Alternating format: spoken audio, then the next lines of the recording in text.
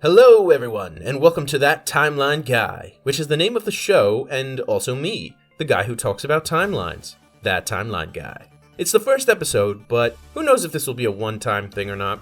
Ideally, there are a bunch of timelines from various media that I'd love to explore and talk about, but who really knows what the future holds? The future, yes. That's something that gets placed further down at a timeline, no? Well, awkward transitions aside, it really has been quite some time since I last attempted to tackle this. For anyone who may already know, back on August 25th of 2008, a little over 13 years ago, I uploaded a video called Sonic the Hedgehog The Timeline Chapter 1. I've always been a huge fan of organizing things in chronological order. It's like putting together a giant puzzle in which I get to explore the lore of some of my favorite series. I attempted to do this with the Sonic the Hedgehog series and break it into parts, but as I was collecting footage to showcase while my voice would play, I wound up losing all the footage, which at the time caused me to lose a bit of motivation. On top of that, I wound up changing my mind on where things would be placed in the timeline anyway. Ever since, I've been meaning to redo it, and that time is now. Yes, time. That's something that gets discussed in a timeline video, no? Okay, I'll stop. But before we begin, I figured the best way to approach this is to go through the games and related canon media in order of release and then place the games in their respective chronological placements accordingly. I might mix up some release date orders here and there, and I'll be ignoring games that are clearly not canon, or in alternate universes such as the Sonic Boom games and the crossover Olympic games with Mario. As for the titles, I'll be using the names of their first releases, despite their re-releases including more content. Just assume I mean the most up-to-date version at the time of this video's release. It's going to be a bit difficult at times because, unfortunately, there seems to be a lot of conflicting information in certain parts. For this reason, many people seem to have their own takes on the timeline. This video isn't meant to be the one definitive timeline that puts all the others to shame. Sure, the goal is to make a definitive timeline, but it's all out of respect and fun, and is meant to be a source of information, especially for more casual fans who aren't as knowledgeable about the series as others are.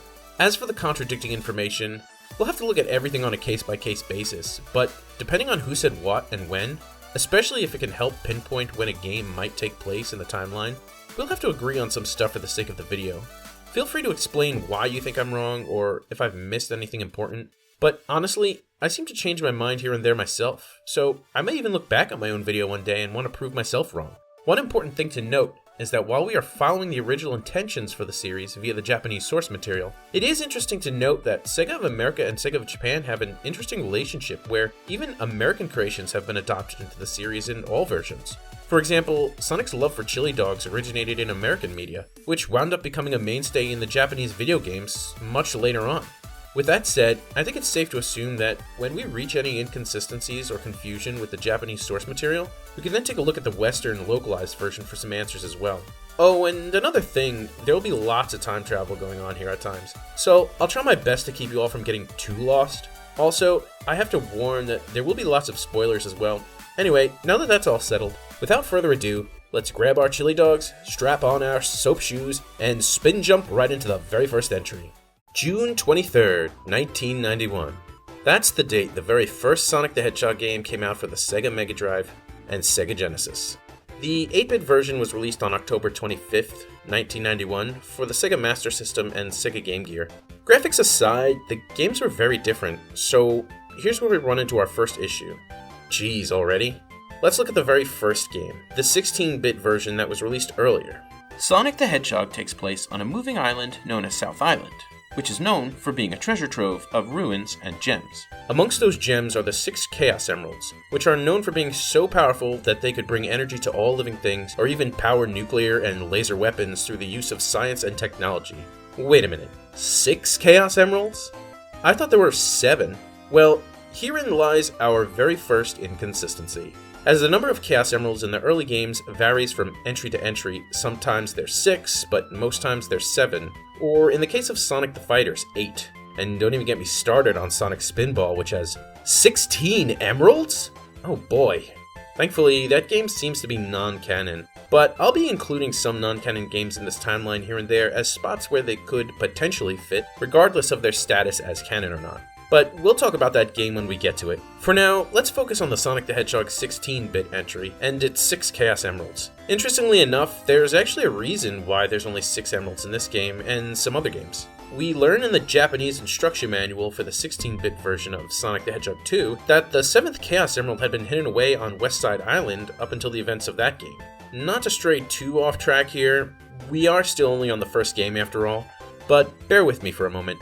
It is said that a very long time ago, the people on West Side Island used mysterious stones to advance their civilization and achieve prosperity. However, when those people tried to use the stones for the wrong reasons, their prosperity vanished overnight. It's also believed that the gods sealed away the stones within the island's depths. Mysterious stones used to advance a civilization and achieve prosperity? I don't know about you, but that sure sounds like the Chaos Emeralds to me. Or at least one Chaos Emerald, along with other mysterious stones. The Sonic series is no stranger to superpowered gems after all, and as we see in the game's Proto-Palace Zone, there are indeed a lot of random stones. In fact, it seems entirely possible that the ancient people of West Side Island used at least one of these Chaos Emeralds to advance their civilization, but at one point they got a bit greedy and abused the power of the emeralds, resulting in some mysterious gods appearing to seal the emeralds away. Considering South Island has its 6 emeralds sealed away within natural distortions on it, which we see Sonic access via big rings, I think it's pretty safe to assume that these spatial distortions, or special stages if you will, could be accessed even from West Side Island itself. We are talking about spatial distortions after all, so it looks like it's entirely possible that the earliest recorded history of the Chaos Emeralds was Sonic the Hedgehog 2 16-bits West Side Island, in which the gods eventually sealed them away, resulting in only 6 of them being accessible via South Island somehow. Who knows, perhaps all 7 were sealed away on West Side Island, and another historical event caused 6 of them to be moved to South Island. Or perhaps all 7 were sealed away on West Side Island, and only 6 of the 7 could be accessed due to some magical, godly sealing spell, unless the person attempting to obtain them is doing so from West Side Island itself. There's a lot of headcanon one could come up with, but I think the canon takeaway from all of this is that there was at least one Chaos Emerald on West Side Island until the gods sealed it away in the island's depths, along with what are probably its many imitations or other mysterious stones that we see in West Side Island's very own Proto-Palace Zone, especially since that location on the island is indeed located in the depths of the island, as Sonic and Tails access it by falling from a pit in Mystic Cave Zone. Ugh, that pit. Whew, are you still with me? Good, because we still have to get back to discussing the very first entry here. Sonic 1 16-bit, as we'll call it, exists in a time period of the Sonic the Hedgehog series when only 6 of the 7 Chaos Emeralds were known about and accessible, unless one were to quote-unquote unseal the 7th via one of West Side Island's special stages. In this first installment, but not necessarily the first in the timeline, the evil Dr. Robotnik sets up his base on the corner of South Island and is determined to defeat his arch-nemesis Sonic the Hedgehog, once and for all, via the power of science. That's right, according to the Japanese instruction manual, this is not the very first chronological encounter between Sonic and Robotnik. With knowledge of these 6 emeralds, the evil Dr. Ivo Robotnik is determined to find them even if it means digging up the entire island itself. It doesn't seem to be very clear if Robotnik came to the island because of the emeralds, or if he learned of the emeralds after arriving, but the end result is the same. And speaking of the end, Sonic collects the 6 Chaos Emeralds, defeats Dr. Robotnik, and uses the power of the emeralds to provide energy to the island around him. Or at least the flowers in Green Hill Zone. I don't really need to go in depth with each story, as this video is more so focused on explaining the order of games and not the complete story of the series. So that's where we'll stop with this first entry. Again, it's not the first encounter between Sonic and Robotnik, so clearly this can't be the first entry in the timeline. With that said, let's move on to the next Sonic game release that I mentioned earlier.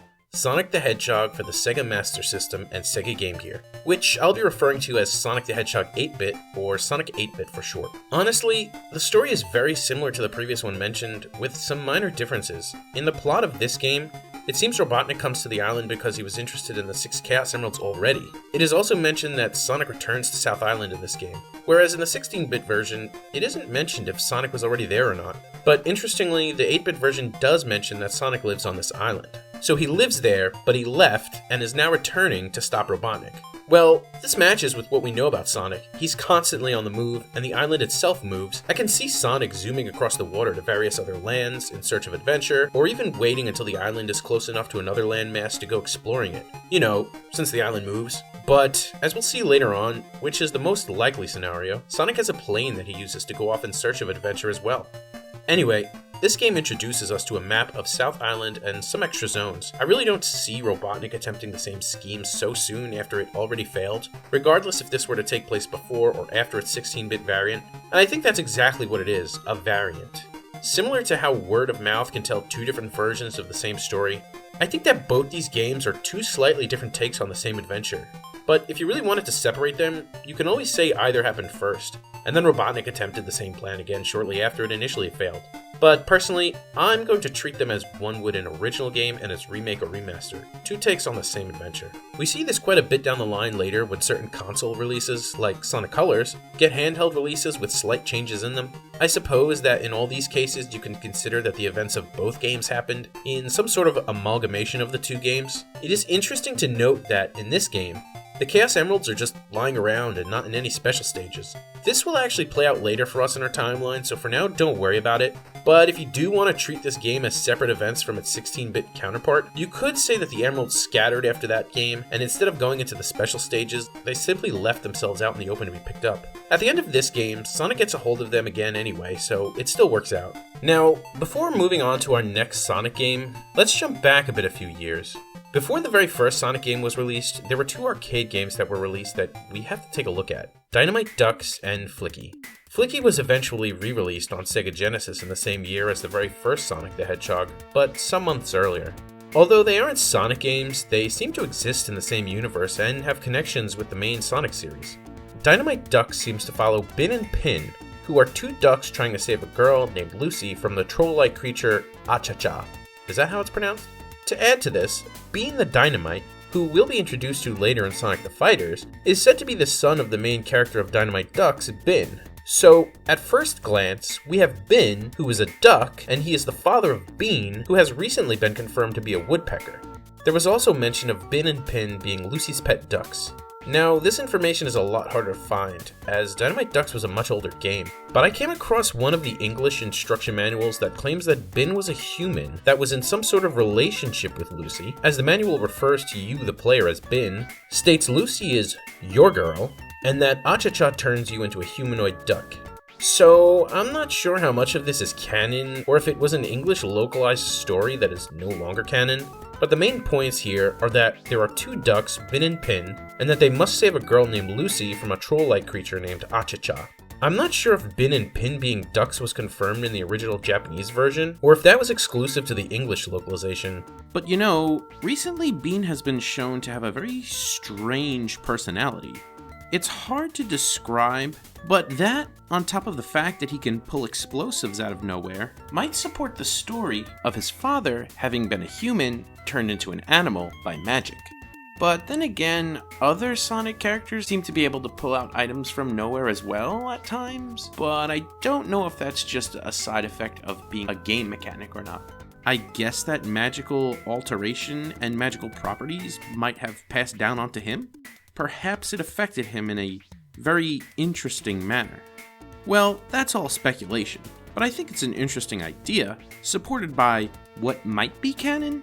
Alternatively, Fang the Sniper, who we'll meet later in Sonic the Hedgehog Triple Trouble, is said to be a Jerboa and wolf hybrid, so it seems different humanoid animals breeding together could be a norm in Sonic's world. It's also worth mentioning that the word Dux in the title is spelled D-U-X. Now, this word is defined as the top pupil in a class or school, and it also has some meaning as a form of leadership in some historical context. Perhaps the original intention was to use this word in order to say that Bin and Pin, regardless of their species, are really good at what they do. And then the choice of making them ducks could have been created afterwards as a pun on the word ducks, possibly exclusively in the English version? Again, I don't really know the exact intentions here, or if Bin and Pin were originally ducks in the Japanese version.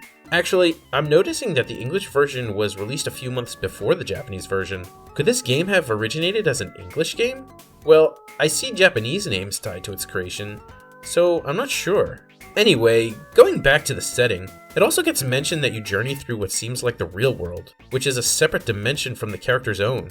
So that begs the question of if they are originally from a separate dimension that the English manual refers to as the Acha-Cha dimension and not Sonic's world, or if they are originally from Sonic's world and travel to said separate dimension.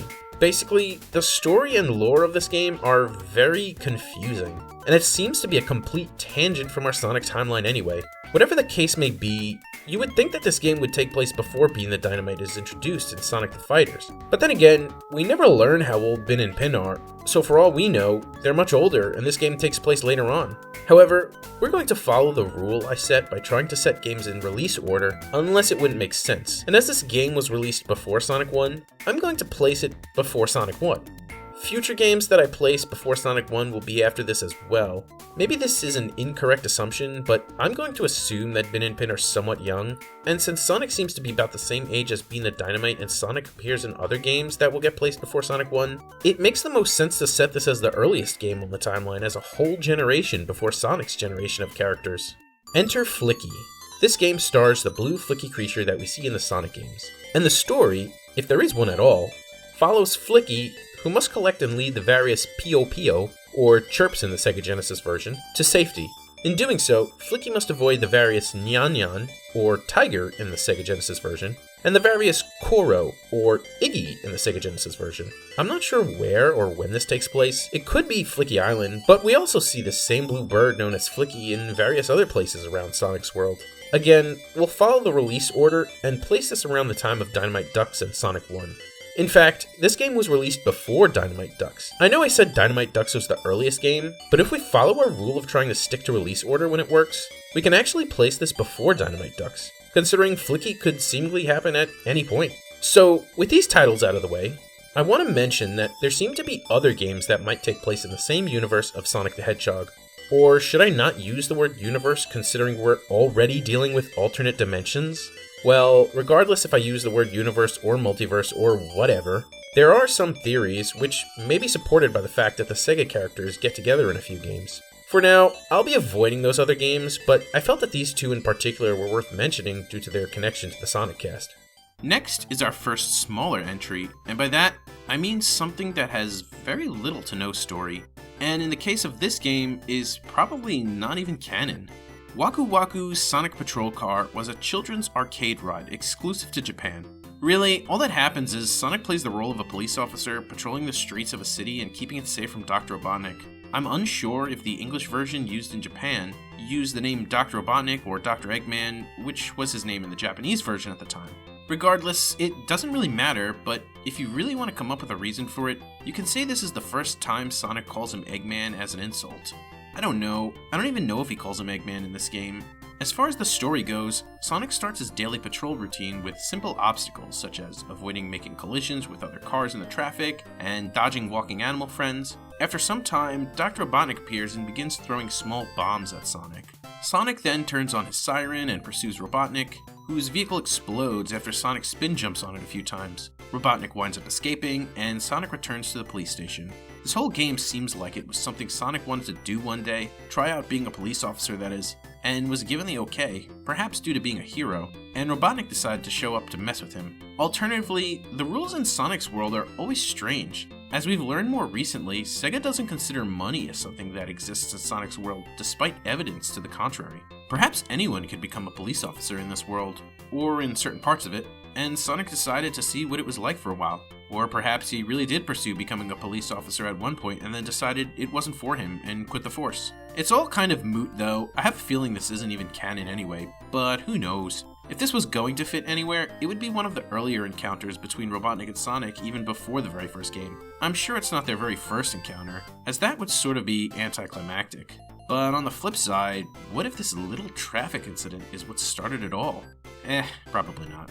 Moving along, next up is Sonic the Hedgehog 2 for the Sega Master System and Sega Game Gear, which, depending on the region, was released either before or after Sonic the Hedgehog 2 for the Sega Mega Drive and Sega Genesis.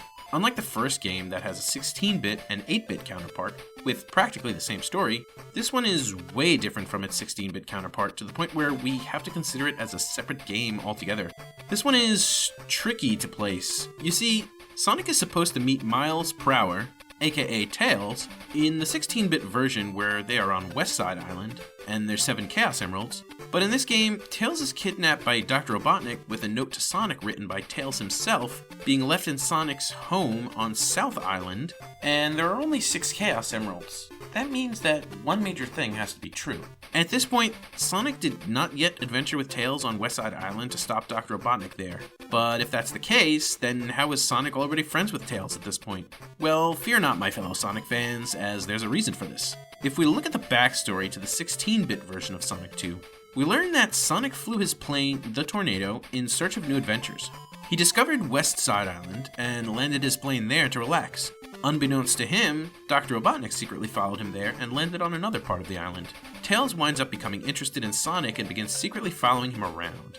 Eventually, Sonic notices Tails and allows him to hang around him while he explores the island. Meanwhile, Robotnik discovers the presence of not only the 6 Chaos Emeralds on the island, but the lost 7th one as well. Eventually, Tails notices Sonic's tornado and appears before it, only to notice Sonic sleeping under one of its wings. Afraid of waking him, he quickly runs to the other side, but Sonic's nap is interrupted when Robotnik's forces begin excavating the island in search of the Chaos Emeralds. So, Sonic decides to stop Robotnik once again, but this time with Tails following alongside him. As it turns out, there's quite some time that passes by before the events of Sonic 2's 16-bit start. We can actually fit the 8-bit version in here. You see, as mentioned earlier, after the events of Sonic 1, Sonic sets off on an adventure in the Tornado and discovers West Side Island, where both the 7th Chaos Emerald has been hidden from the rest of the world, and also where Tails seems to live, unless he's just visiting. I just want to take an aside real quick to point out that this island seems to have some magical history to it, and Tails was born with 2 tails. Coincidence? Maybe? Anyway, unbeknownst to Sonic, Robotnik secretly follows him there and lands somewhere else on the island. At this point, he still has no knowledge of any emeralds being there. Tails discovers Sonic and begins following him around, and I'm sure Robotnik isn't ignoring what Sonic is up to either. At this point, he's probably spying on Sonic and therefore also Tails, and from his perspective, he may even be thinking that the two have already met and become friends. What with Tails following Sonic around the island and being able to keep up with him. At this point, he begins to come up with a new scheme. Now that Sonic has a new friend, or at least someone following him, Sonic will almost certainly notice if he goes missing. Say if a certain egg-shaped madman kidnaps him and uses him as a hostage. Remember, Robotnik is probably somewhat desperate at this point. He just suffered a major loss to Sonic on South Island. But also, as that was not Robotnik's first encounter with Sonic, it's very likely Robotnik at this point has multiple bases scattered about. Actually, even if it was his first encounter with Sonic, which again it wasn't, we have no idea how prepared Robotnik has been all this time. And back to what I was saying about Sonic rescuing Tails, remember that Sonic is no stranger to rescuing, well, strangers. Sure, he's a hero, but in a later game, Sonic the Hedgehog CD to be exact, Sonic winds up rescuing Amy Rose, who he had never known before either. Anyway, Robotnik winds up kidnapping Tails and flees to South Island, in which the events of Sonic 2 8-bit take place. You would think he would taunt Sonic into following him, but he might be waiting to set things up before reaching out to Sonic with his challenge to return to South Island. Otherwise, if Sonic followed him on the spot, then Robotnik would have had to either have all his plans practically ready, or be super fast at setting things up. I think it makes more sense for him to set things up first and then issue his challenge to Sonic. In fact, the intro to the game shows Robotnik kidnapping Tails in front of Sonic, and unless I'm mistaken, the setting during said intro and even the ending aren't from any of the levels in this game, lending credence to this possibly taking place elsewhere. Say, West Side Island? If this is actually what happens, then Robotnik probably wouldn't have had too much preparation time before Sonic arrived. Unless Sonic had no idea where Robotnik was taking Tails, the specifics of the setup are a bit up in the air, so feel free to come up with your own speculation if you'd like. Anyway, upon arriving at another of his bases on South Island known as the Crystal Egg, or perhaps arriving in either the ruins of another of his bases and rebuilding it into the Crystal Egg, or simply building it from scratch with whatever resources this man somehow has, Robotnik forces Tails to write a note to Sonic explaining that all the animals on South Island have been kidnapped by Dr. Robotnik and that Tails is being held prisoner in the Crystal Egg. He also adds that Sonic can only access the Crystal Egg if he has all the 6 Chaos Emeralds. What kind of place is the Crystal Egg anyway? Is it a place inside one of the island's natural distortions that requires the emeralds to visit unless using some sort of technology in Robotnik's possession? Or perhaps it's a place easily accessible, but Robotnik wants to trick Sonic into bringing the emeralds. Regardless, the note continues to mention that Robotnik has built 6 master robots that await Sonic in each zone, and Tails ends with a warning that Robotnik has very specific plans for eliminating Sonic. Wow, talk about a first impression. Imagine being Tails, being bullied for having 2 tails. Sonic lands on your island, you begin following him because you think he's cool, and then you get kidnapped by his arch nemesis. Poor Tails. Anyway, Robotnik leaves the note in Sonic's home, with no indication if he trashed the place or not. I guess it doesn't matter. As it turns out, Sonic returns to South Island either by following Robotnik or by Robotnik giving him the heads up after the fact via a challenge, and Sonic receives the note from his home, travels to the 6 zones, collects the 6 Chaos Emeralds while defeating the 6 Master Robots in each zone, defeats Robotnik at the Crystal Egg, and finally rescues Tails. Something interesting to note, the last of the 6 Master Robots was Robotnik's first attempt at creating a robotic duplicate of Sonic known as Silver Sonic, or Mecha-Sonic as it's known in Japan, and also the latest encyclopedic Sonic book known as Sonic the Hedgehog Encyclopedia. Also, it's worth mentioning that the first 5 Chaos Emeralds in this game, just like in Sonic 1 8-bit, were again lying around in the open.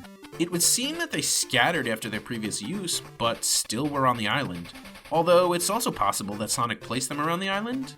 Again, we'll get to that a little later, but for now, with Robotnik once again defeated and Tails rescued, and I'm assuming all the animals freed from Robotnik, Sonic and Tails return to West Side Island. I'd imagine this is the moment where Tails familiarizes himself with the tornado, but Tails is a genius anyway, and I wouldn't doubt him learning how to pilot it on the fly. That seemed to be the original intention anyway.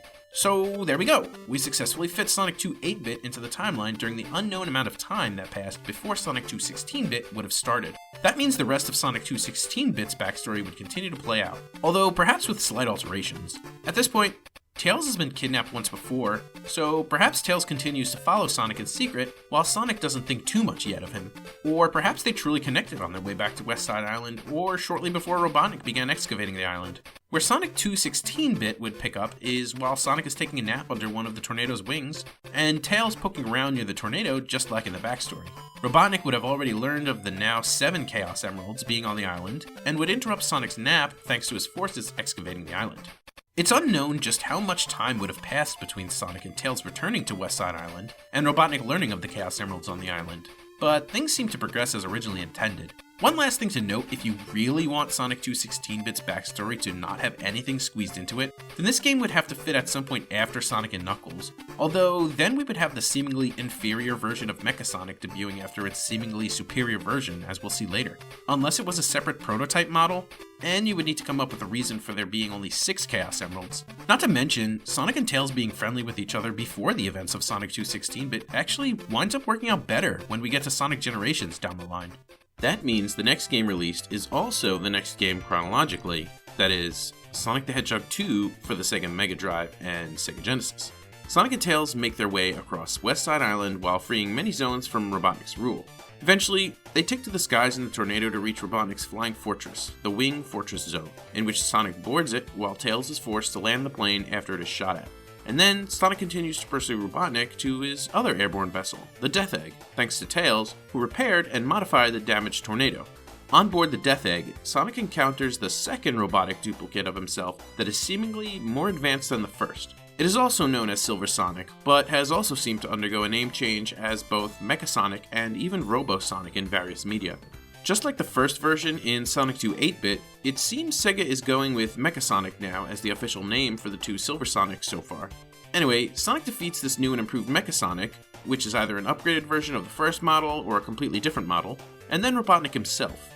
As Sonic has collected the 7 Chaos Emeralds throughout his journey with Tails, he flees the falling Death Egg and uses the 7 Chaos Emeralds to turn into Super Sonic. Tails flies the tornado to meet him in the sky, and Super Sonic flies alongside him. I know I already said I wasn't going to go over the stories, but there were some things I felt were important to mention, such as Sonic collecting the 7 Chaos Emeralds for the first time, and battling either the new or upgraded Mecha-Sonic. In March of 1993, an arcade game known as SegaSonic Cosmo Fighter was released exclusively in Japan. Like Waku Waku Sonic Patrol Car, this game featured a very simple story and may not even be considered canon. One thing that's interesting to note here, though, is that this is the first game that Dr. Robotnik decides to actively pursue operations in space outside of Sonic 2's Death Egg. In this game, he begins hunting for spacefaring animals out in the cosmos, but Sonic, who is armed with a new spaceship, takes off after the evil doctor and defeats him before the animals are doomed. Regardless if this is canon or not, I would place it before the very first Sonic game, considering how Sonic discovers West Side Island shortly after the first game, which leads into other games. I guess in this scenario, since it was released after Waku Waku Sonic Patrol Car, I would probably put it after that, although honestly, it really doesn't matter too much. Initially, I figured it would make sense to put this in a place where Tails is friends with Sonic, so that he could build Sonic's spaceship. But Sonic already owns a plane at this point, so why not own a spaceship too? Or perhaps he got a hold of one by being a hero, or perhaps he stole one from Robotnik. Who knows? And with that, that's it for part 1 of this Sonic the Hedgehog video game series timeline. Next time, we'll tackle Sonic the Hedgehog CD. Until then, I'm that timeline guy, and I'll catch you next time.